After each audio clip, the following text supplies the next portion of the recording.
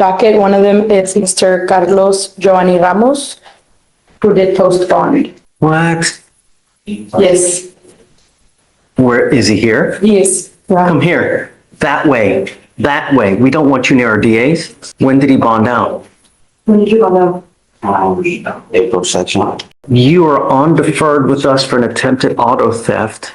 You had an open possession of a controlled substance and you pick up 4 $30,000 to $150,000 theft cases. You are ordered to be under home confinement. I don't want you out at all. I want my public safe and I'm going to do everything in my power to protect it. If I find that you pick up another case, if I find that you break any of these conditions, I will light you up. Do you understand? I'm sending him now for a drug test. I want to know what, if anything, is in his system. And then I want him back. Okay? GPS monitor, home confinement. Do you know what the felony court did? Yes, Your Honor, I believe on the last setting, you mimicked the same conditions as those. That includes the GPS monitor. That's a risk. Pero a mí me pusieron que puedo ir a la escuela. With the exception of going to school, Your Honor. No, I don't care. I don't trust you to be able to go to school with 1, 2, 3, 4, 5, 6 cases, 5 felonies that are open. The only thing I want in this life is my county to be safe. And you out there in the free world truly scares me because I don't know what you're doing. And I don't know if you truly want to do schooling, it can be done online. I don't want you out. Do you understand me? I'm sending you now for a drug test and I hope that you're not using. On your other ankle, I will put a scram monitor so I know that you're not consuming alcohol. I will bring you here periodically for drug testing, and if I find that you're using, your bond right now is set at $10,004. If I find that you're using, if I find that you go out, and I'm telling you now, I don't give a rat's behind what it's for. If I find that you're out, I'm going to make your bond so high you'll have hair falling out. Do you understand? I want to send him for a drug test now, and then he's to come back, and then we'll go from there. With the curfew, he must be inside the house by 1:35 p.m. and he is not allowed out until 7:25 a.m. He got a small window during the day where he's permitted to be out. For what? That's what. Where? To where? It says for school. Where is the school? Revolution Academy. I don't know if I trust him enough to be able to do this. You know, Your Honor, I will say, they're open and then he has an auto theft with us. I understand. I just feel it's going to conflict with what they have in the system. Yeah, I know it's going to come. Yeah. I know. I just don't care. You know, the only thing I care about is my county being safe. And with 6 and at that young age, you know, it just. regarding the new felonies, Your Honor, I do want to remind the court that there is a presumption of innocence, and that's what he's currently doing, working on that. And it seems like his mom is the one taking him to school, so he does have someone else support system to make sure that he's. I don't know that. I mean, if you bring And I've mom spoken to here, his mom. I mean, you get mom here to show me that she's going to do that, you know, then perhaps. But at this point, Mr. Ramos, you scare me, truly. And the only thing I want is you not to pick up a 7th case or someone to end up dead or another car to be gone. Do you understand? But at this point, and I don't know how someone posted up $100,000 bond on you, but if I remember, the bonds were all set at like what, 50,000, all of them, and then the felonies all got reduced or something like that. I think they're 20. I don't know what the felonies were at. It looks like they're all $20,000 now. Yeah. All I want is my county to be safe. That's all I care about. If your mom comes here and tells me that she's going to take you. She calling right now. Is she here? Yeah. She's here right now? She's downstairs. Go get her. Go, let me talk to her. Okay, sounds good. All right. Do you need a translator? Does she speak Spanish only? Yeah. Yes, Your Honor. Can you call a translator, please? Thank you. For him? Hell yeah. Hell yeah. Problem is, if we can't, with the felonies open. But that's it's money. It's money. I haven't. So there, did you hear what the recommendation is? No, I didn't. Why Mac? What was it? Why Mac? I think it's money. You know, that's, with the other gentleman that was just here, he was in WIMAC and he's doing great, you know? But the problem is that we can't while this case is upstairs, so we're kind of in holding pattern. But when does this expire? It's the addendum, so if they got some to another year. You want a date, to give you a date? I just don't want it to accidentally expire while because these cases are probably gonna go on for the next year. Set to expire November of this year. Okay. I guess we'll address it getting closer to, but that's, for me, that's the goal. That'd be great. Okay. Yeah. Okay, right, so let's wait for mom and then we can, Sounds good, Judge. I do have another case too. okay. I have Mr. Butler, he's in custody. What would you like to do? I would request the court for a PR bond. I did get contact information, which is what we discussed last time. He gave me his sister's address and phone number, and he would be staying with her. Is she going to pick him up from here, from the jail, do you know? I don't know. This is the information he gave me this morning. I would still need to talk to her. Oh, yeah, talk to her. I'm not giving him a PR bond now just because he gave you the information, because we don't even know if she'll take it, right? Yeah, would you mind reaching out to her? I don't mind. Yeah, if I can roll this one over to tomorrow. As much time as you want, if you want a week, if you need a couple days, whatever you want. But for me, if a PR bond, number one, will she take him? Number two, will she pick him up? Because I don't want to just give him a PR bond and he walks out of jail and then he goes, hitches a ride somewhere else. So if I know that she's willing to pick him up, take him, and then try to keep him there, then that's a different story. But yeah, at that point, I think I'd be more amenable. All right, sounds good. Thank you. Thanks, Mark. Whoa, talk about tough love from the bench. Here we see Judge Cornelio absolutely grilling young Carlos Giovanni Ramos, who's already on deferred adjudication for attempted auto theft and possession of a controlled substance, now facing 4 new theft felonies ranging from $30,000 to $150,000 in value. She's ordering strict home confinement with GPS monitoring, no school exceptions unless it's online, and immediate drug testing, plus threats of sky-high bonds if he slips up. This highlights the legal principle of bond conditions aimed at public safety under Texas law, where judges can impose restrictions like curfews or monitors to prevent further crimes while cases are pending. But check the drama. The defense reminds her of the presumption of innocence, yet she's not buying it without proof of a solid support system, calling in his mom for verification. Hypocrisy alert. The judge admits she doesn't trust him with 6 open cases at such a young age, fearing more thefts or worse. This ramps up the emotional stakes. Ramos could lose his education and freedom over these allegations. Viewers, would you trust a teen with this record to attend school unsupervised? Or is the judge right to prioritize community safety? Drop your thoughts below. And hang tight, because next we shift to a defendant ignoring no-use orders on marijuana, even with a prescription. Will he dodge jail? This is courtroom tension at its peak. Jeff, what's up, man? What's new? Nothing new, just getting used to the side. Okay, you're on the front. Do you have a case with us? I do, right, speak, I'll speak first. Please, take your time. Yes, sir. I'll just- What am I supposed to do? I have no idea, sir. Either you're continuing to use or you just don't care about court orders. I've ordered you not to use. We're now working. When did we order him not to use? What was the day? On this case that long. His case has been open since February. The end of February. February 26th, Your Honor. Say it again? February 26th. of this Yeah, year. February 26th. We're now April 16th. I'm putting you in jail. I told you not to use. You're continuing to use. Okay? And I know how the court generally feels about the prescriptions for the marijuana, but he does have a valid prescription. Nevertheless, I told him not to use. He's gainfully employed judge, which when we came here previously, you had ordered him to get a job, which he did. And of course, he's brand new at the job. And if he goes into custody, he's most certain to lose that job. Michael, I don't want him to use. What else am I supposed to do? I don't care that you're now working your second criminal case within the last year, you know? An assault from 23, now you've got a theft. How long am I supposed to give him, Malcolm? Another 30 days for him to just continue smoking weed and just, Test him in 2 weeks, Judge? Or even, I don't know if next Thursday will be too soon for for the levels to go down.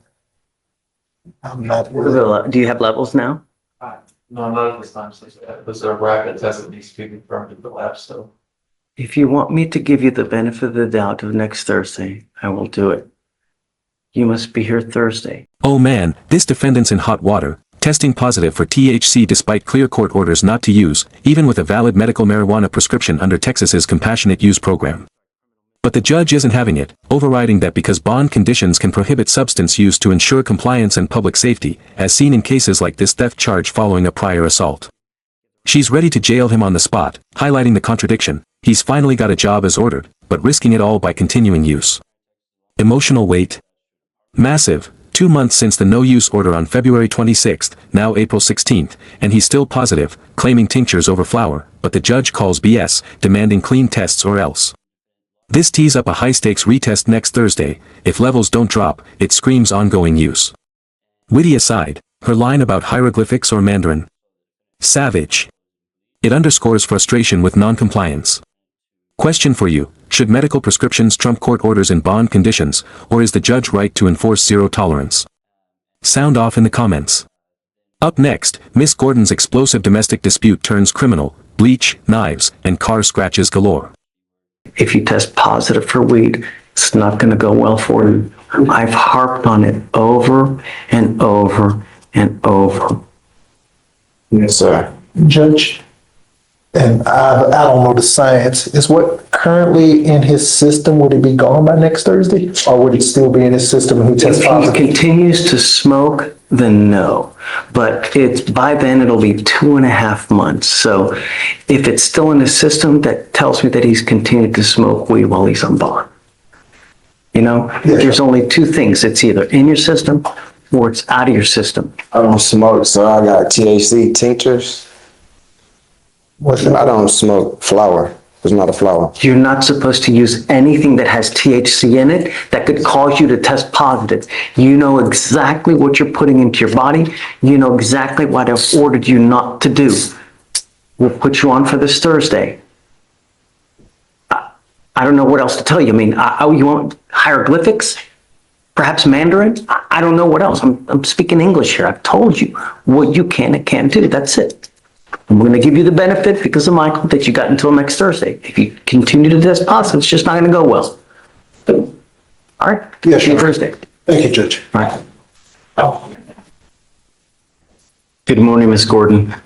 Ma'am, you are charged with theft. I'm sorry, criminal mischief. You're facing up to a year in jail and or a $4,000 fine. We are going to do probable cause. You have the right to remain silent. Anything you say can or will be used against you. You have the right to have an attorney present. If you cannot afford one will be appointed to you, ma'am. Thank you, Your Honor. On April 8, 2025, in Harris County, Texas, a law enforcement officer was dispatched to an apartment complex and made contact with a complaining witness who stated that she and the defendant were in a previous dating relationship and currently live together. They'd gotten in a verbal argument and the defendant locked the complaining witness out of the apartment and eventually let her back in. And when she re-entered the apartment, the complaining witness saw the defendant had soaked her clothes in bleach. The complaining witness then told the defendant to leave the apartment. The defendant then left the apartment and took a large kitchen knife outside. And the complaining witness then witnessed the defendant scratch her vehicle with the knife, and the defendant scratched the word bitch onto the hood of complaining witness's vehicle. The complaining witness estimated that the total damages to the vehicle were approximately $1,000. Ms. Gordon, I'm going to find that there's probable cause to go forward with the case. I'm ordering you now as a condition of your bond not to have any contact with the complaining witness in this case. Do you understand? I'm ordering you not to have any contact with this person, not to be in possession of any weapons. If I find that you do, I'm going to put you in jail. Do you understand? I will make your bond high. I'm going to protect every person in this county. I don't care who you are. I don't care if you're a small farm animal. Anything you do to endanger my community, I will revoke your bond and put you in jail, and I'm going to make it high. If you don't have anyone to pony up $5,000 to $10,000, you'll be stuck like Chuck in there until this case is over with. Do you understand? Do you mind reaching out to this person to let them know that we've put these conditions on, Yes, to sir. let us know if she tries to make contact whatsoever? Sure. I don't want to talk about the case. I've got a bunch of DAs here, and whatever you say, they're going to use it against you. Okay, tell me. Me and the person stay together currently. I'm ordering you not to have contact with this person. The person that filed the report was her friend and the way. You have to understand, you've now been charged with a criminal case. There are certain conditions we put on to ensure that nothing else happens. I don't know what kind of relationship you have. You now have this criminal case. If you get mad because of this criminal case at this person, right, and then you start having words, you're going back to jail. That's why, to prevent that from happening, I don't want you to have contacts with this person. You need to separate. I don't want you to go where she lives, where she works, where she breathes. Don't have any contact. Don't use social media. Don't use someone else to have contact with her. Don't text, call. If I find that you do, it's not going to go well for you. Do you understand? How old are you, man? 20. What do you do for a living? Oh, What are you studying to be? like 25. This is not a good way to start. Because whenever you start going to apply for jobs, they look at records. And when they see someone that has a criminal mischief like this, they're thinking to themselves, you know, we probably shouldn't hire this person, because this person, when they get angry, they are volatile. They're like a volcano ready to erupt. Do we want someone like that working with us? Probably not. The more cases you get on your record, the worse life you're going to have. This life is extremely difficult, and it doesn't get easier the more convictions you get. It is hard enough as a black, brown person in society today. Now you start racking up convictions on top of it, or picking up criminal cases. You think it's easier? No. Self-control. Because if you don't, that's why we have jails. You want to apply for a court-appointed lawyer, man? You need a lawyer to represent you. You can go hire one, or I'm happy to give you one if you want one. You want one? Okay. I need you to fill out an application for me. Deputy Miranda's going to give you one. I'm going to create bond conditions where you promise us you're not going to have contact with this person, and no weapons as well. Once you sign it, you fill out the application, I'll take a look, and then I'll have you talk to someone today. All right? Please.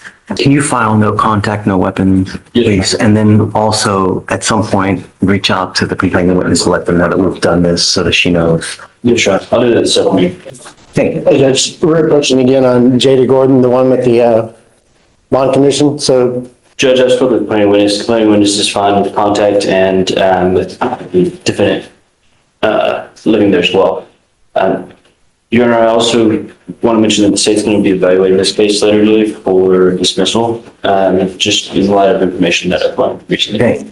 So he's telling me that you're here from another state or something like that, right? You don't have much family here? These are things that you need to consider when you're out there in the free world. The reason you're out of jail now is because we gave you a free bond. That doesn't continue to happen. If you continue to pick up cases, at some point, we stop giving PR bonds. And if you don't have anyone to pony up $5,000, $10,000 to get you out, you will be stuck in there. And when that happens to people, they end up just pleading guilty to get out, racking up convictions, and you become unemployable. I don't know what kind of relationship you have with this person, but if it's the type of relationship that you're constantly butting heads and you're constantly fighting, be very careful. Because if you pick up a new case, or if I find that you become a danger, you're threatening or acting like this, I'm going to revoke the bond. I'm not asking much. I just want my city safe. You understand? All right. So just don't have any threatening or harassing contact with her. Don't have any weapons, and everybody's happy. Okay. Do you mind filing those conditions, and then we'll have a sign, and then you'll be free to go after that. Okay. Oh, we got it. Come on. Just don't worry about it. We already have conditions. I'll sign. Wrapping up this intense courtroom session in Harris County, Texas, we witnessed Judge Natalia Cornelio's unwavering focus on public safety across multiple cases. For Carlos Giovanni Ramos, facing deferred adjudication on attempted auto theft and possession, plus new high-value theft felonies, she imposed strict home confinement, GPS, drug tests, and potential scram monitors, contingent on his mom's involvement, emphasizing bond conditions under Texas Penal Code to prevent reoffending. The marijuana user got a last-chance retest, overriding his prescription due to explicit no-use orders, risking jail and job loss on his theft and prior assault charges. Miss Gordon's criminal mischief case, involving $1,000 in damages from bleaching clothes and knife-scratching a car amid a domestic dispute, saw probable cause found, no contact/no weapons bonds, and warnings about future employability and escalating convictions. Broader implications. This underscores how judges balance presumption of innocence with community protection, the pitfalls of noncompliance, and the long-term societal impacts of criminal records, especially for minorities. It's a stark reminder, one bad decision can snowball into life-altering consequences. If you found this case as shocking as we did, make sure to hit that like button, share your thoughts in the comments, and don't forget to subscribe for more jaw-dropping courtroom breakdowns.